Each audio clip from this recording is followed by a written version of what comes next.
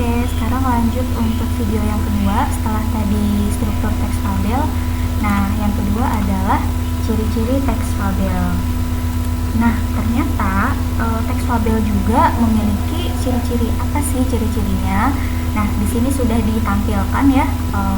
Yang pertama, ciri-ciri teks fabel itu alur lebih sederhana. Maksudnya alur lebih sederhana itu seperti apa?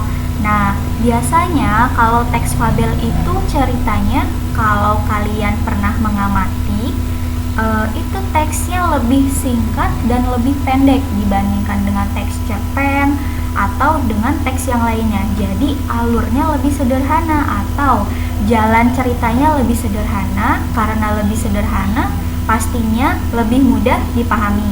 Itu yang pertama.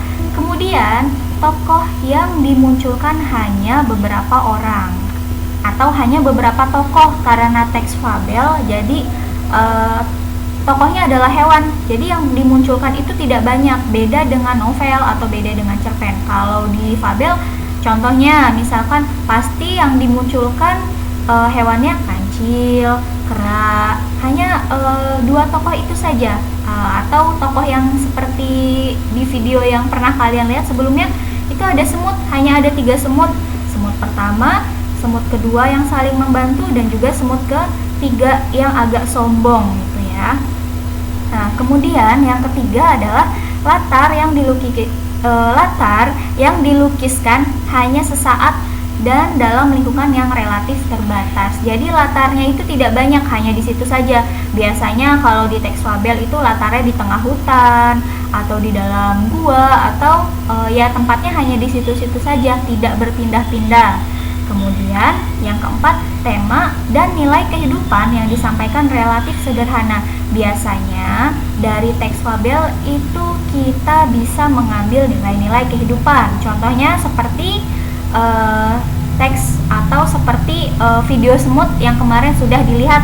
Itu nilai kehidupannya tentang saling menolong, tentang saling membantu.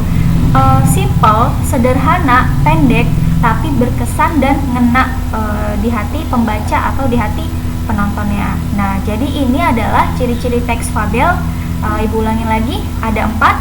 Yang pertama, alur lebih sederhana, tokoh yang dimunculkan hanya beberapa orang, latar yang dilukiskan hanya sesaat dan dalam lingkungan yang relatif terbatas, tema dan nilai-nilai kehidupan yang disampaikan relatif sederhana.